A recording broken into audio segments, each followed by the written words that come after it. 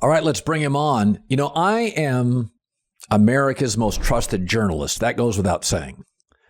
But I got to be honest with you. I'm not supposed to root for people, but shit, when Joe took a 21-0 lead, I'm like, boom, going to be a good podcast on Tuesday. Joe's going to be in a good mood. I got to be honest. I'm sitting there thinking, yeah, I like what I'm seeing. Joe can get a little ticked off if he doesn't have. Did you know though, week prep, pregame, do you ever sense, man, all this stuff on film works? Did you have a sense it was going to be a big early performance?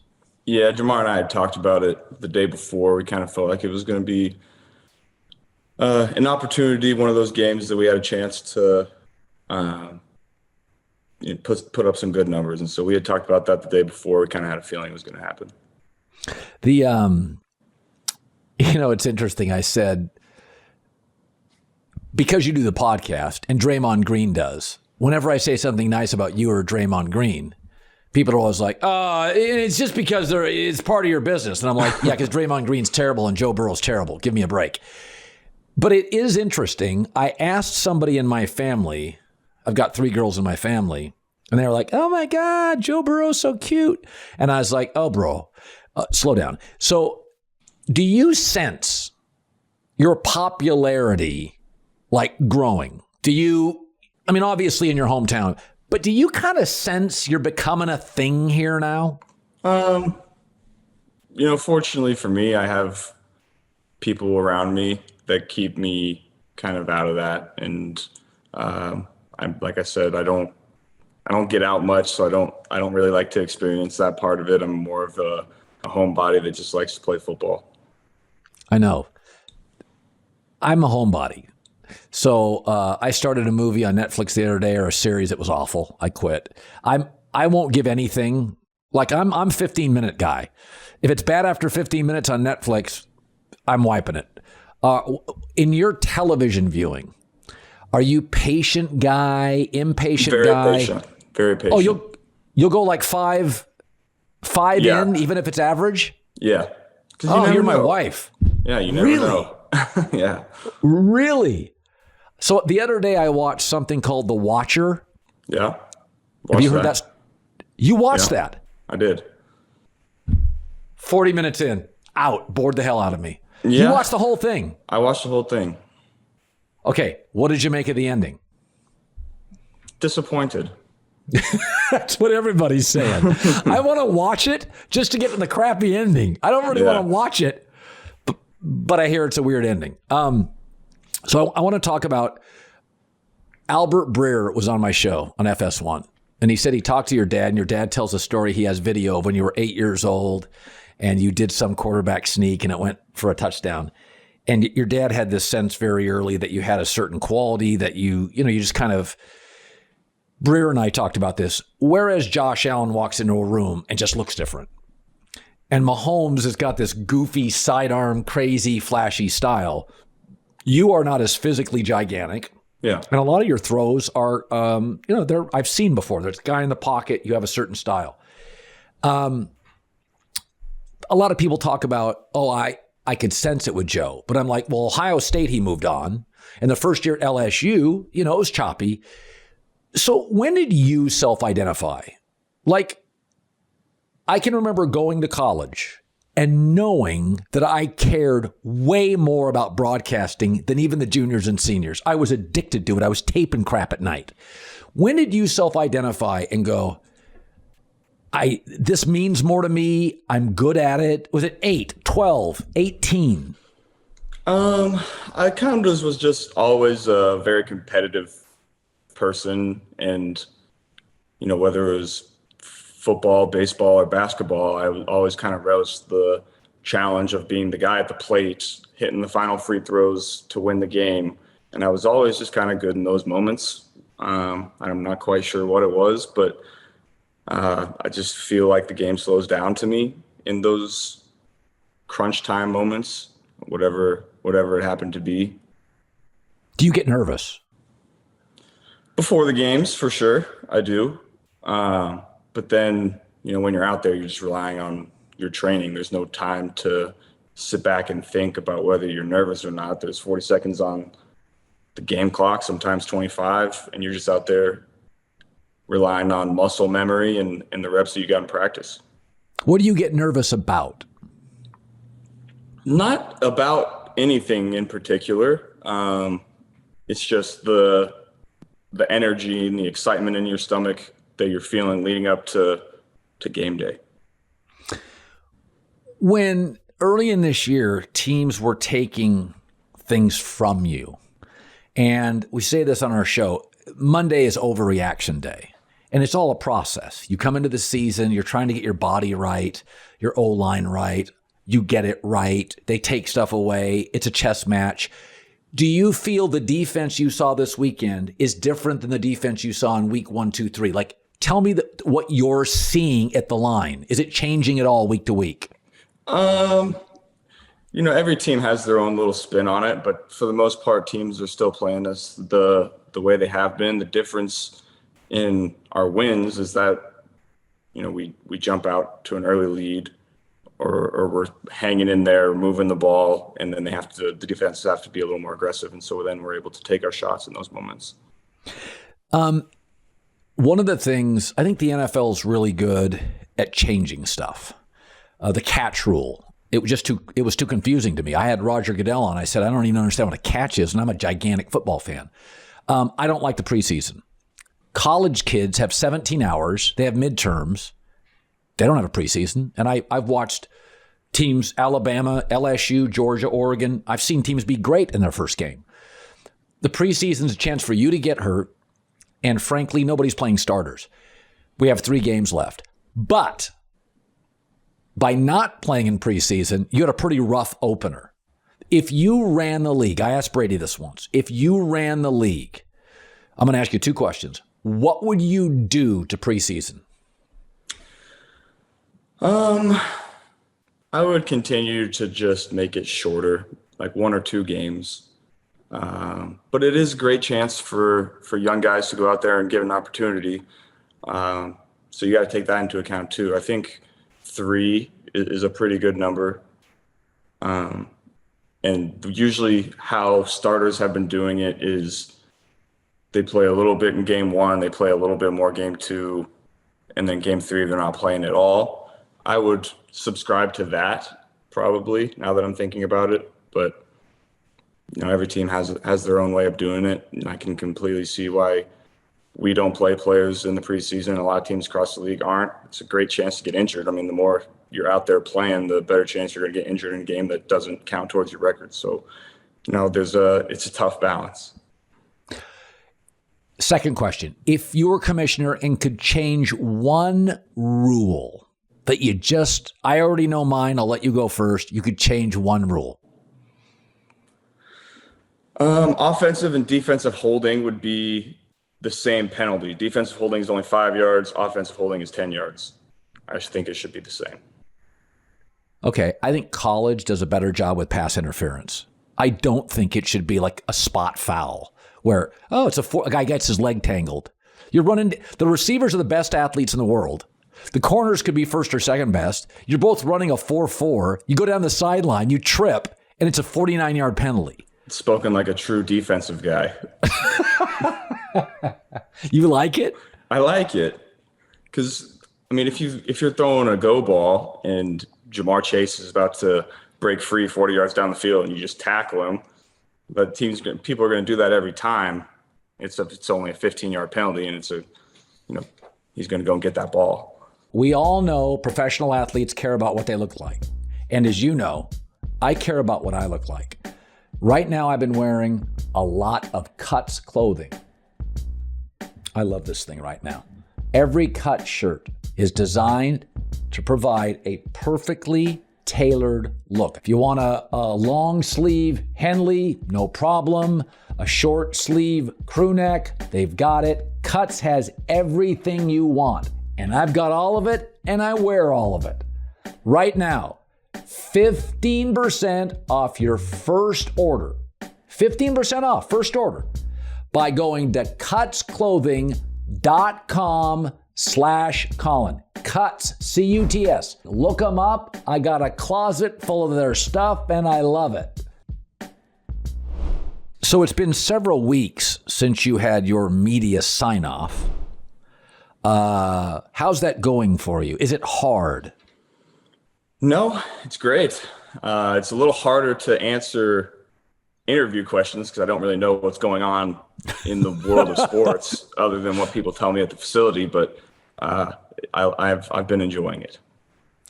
So I used to live in a town called Manhattan Beach, California. Halloween is a big deal. A big deal. So you're from Athens. I am told, Ohio, there is a legendary Halloween celebration. Explain. It's a college, just like a college block party for Halloween. Everyone gets dressed up. It's a good time. I mean, come on. That's it. It's just there's nothing special. I mean, Ohio University is kind of known as a school that people like to go to have an alcoholic beverage or two. Oh yeah. And the block parties are pretty fun. Yeah, it's a drunk fest. So is Chico State. Listen, there are colleges that are known for drinking. Arizona State. Yeah, they drink. Brady doesn't drink in the season. Would you have, you're playing Sunday, Tuesday, you're hanging out. Would you have a beer? No, I don't particularly enjoy drinking at all. I do it maybe once, twice a year, wow. But definitely not during the season. How did you live in Baton Rouge? Wow. My God. I just really don't like how it makes me feel, to be honest, so I don't partake in it usually. I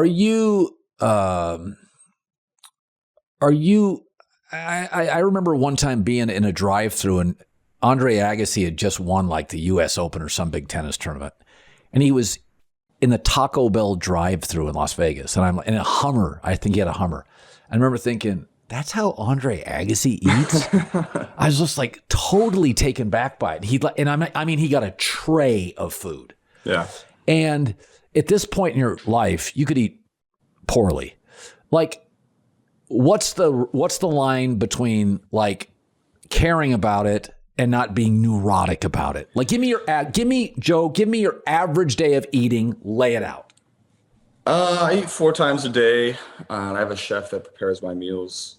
I usually have one day a week where I kind of eat what I want. Chicken wings, all that good stuff. But 6 days a week, I'm pretty regimented. And nobody had to teach you that. Like, you just got it. Well, I really made the change after my knee injury my rookie year, and really helped in the recovery process. Took out all the inflammation in my knee, all the swelling, made it feel better. And so that's kind of when I understood the power of diet. Yeah. So you play the Browns on Monday Night Football, which it's a division game. It'll be close. It always is. I really like Cleveland's corners. Yeah. Denzel, I think they're great. Denzel was in my class at Ohio State. He's a great dude, great player. When did you know he was going to be great? Freshman, sophomore year? Yeah. I mean, our true freshman year at Ohio State, they had him on kickoff, and he was running like 22 and a half miles per hour down there and making tackle after tackle. And we kind of figured he was going to be a pretty good player. He's a smaller player. When you attack Cleveland, Myles Garrett may be the best defensive player in the league. They have great corners. Take me through, without giving up game plan secrets, in the games against Cleveland, when a team has elite corners, and I think they're really good. Are you a stay away guy, a challenge guy? Where do you go on that? Yeah, I mean, the duo that they have on the outside is one of the best in the league. They got Jadeveon Clowney and Myles Garrett both on each side. So those guys have been, top pass rushers in the league for the last 5 years. And so you always have to be aware that those guys are going to wreck the game at some point if you let them. And so you got to chip them. You got to get the ball out quickly. But, the guys I have on offense, I'm not going to be afraid to challenge any corner in the league on the outside. Yeah. So here we are. We're 7 weeks in. You played your best football game your defense is the most underrated in the league because you don't have a ton of Pro Bowlers, but like everybody can ball, everybody can play. Like you face that. How often do you face your defense in practice ones-on-ones? During the season, not at all, but training camp is always a battle. Okay, explain that. Not at all. No, not during the season. On the bye week, I think we get some 7-on-7, but you only get a certain amount of reps during the week because it's such a long season. You want to keep your bodies fresh, and so you don't want to. I don't want to say waste, but you don't want to waste reps that you could be getting against a scout team who's running the defense you're going to be facing on Sunday when you're going against your defense that you're not going to be facing on Sunday, and so you never want to waste those reps. When you have a huge lead in a game at half, what does Zach say at half? What do you say? Yeah, I mean, we really treat it the same way as a halftime that we're losing. There's not a lot of motivation. We're only in there for, I think it's like 7 minutes. And so, you're going to the bathroom, you're eating your bananas or whatever, everybody eats something at halftime, and then you're hydrating, and the coaches are going over adjustments. And then you sit down and you go over those adjustments, and then it's time to go back out. So there's not a lot of time for that. All right. Finally, you're pretty good on style. I'm not. I'm from Seattle. I hate the Seahawks bright green uniforms. I'm a blue guy. I think they're classy. I think they're traditional. But I like the Bengals all whites. Yeah. If I said to you, give me 3 uniforms in the NFL you think are tight. You can't use the Bengals, but you literally think that's a good looking setup. Well, obviously I have to say our new uniforms are awesome. I've always liked the 49ers uniforms. Those are just classic. Saints uniforms, I was a Saints fan growing up. Those are sick. And I've been liking the Dolphins lately. Thank you. The Dolphin blue. Yeah. Pretty good. Yeah. Now, there's got to be one you're not into. I'll just say it right now. Jaguars doesn't work for me. I'm sorry. I apologize. I agree with that. I can agree with that. You know what it feels like to me? Like an alternative league. Like it would have been great in the USFL, right? It just feels alternative. I like their old uniforms. What were those? Back with David Gerard and those guys. Do you remember, because you were a college guy, what is your earliest television NFL memory? Oh, the Super Bowl halftime show with Justin Timberlake, and when he ripped that or disrobed that woman. I can't remember who it was. I can't remember how old I was, but that's my first memory associated with football, I think. When he ripped off the top. Yeah, NFL football at least. Yeah. What did mom not appreciate that? Yeah, parents weren't super excited that I was able to see that. Yeah. Well, Midwest family, good traditional values. They don't want that nonsense on their television. No, they don't. Now, you do come from a very structured Midwest family, which is, if you go look in the history of the NFL, there's a lot of that. A lot of the kids that become star quarterbacks have kind of a traditional family, good upbringing. Do you ever think, Aaron Rodgers, California guy, like there's not a lot of New Yorkers that become great NFL quarterbacks. It's a lot of regular kids. Do you ever think to yourself, God, what if I'd have grown up surfing in Malibu or some wall? I mean, I think it's, your upbringing has everything to do with your character and a lot to do with your mental toughness. I think the more adversity and the more structured and the more discipline your life has, the better you're going to turn out in the long run. And I think it really has a correlation with quarterbacks because that's what the position is. It's leadership. It's being able to bring people together. It's taking care of your own business, and it's not being a distraction off the field. And so you got to have all your P's and Q's and all that real tight, because otherwise it's going to end up showing up on the field. Brady barks and Brady's been barked at. You're not a big barker. How do you deal with being barked at? I just think that, I mean, I can deal with it. I'm a person that doesn't mind being coached that way, but I think there's a more effective way to coach, and there's more effective ways to get information across than yelling.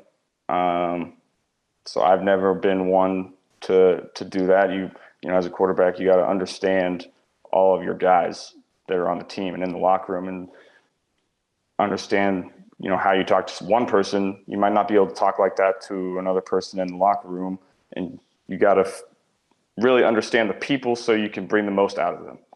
How do you learn that? You just got to spend time with them.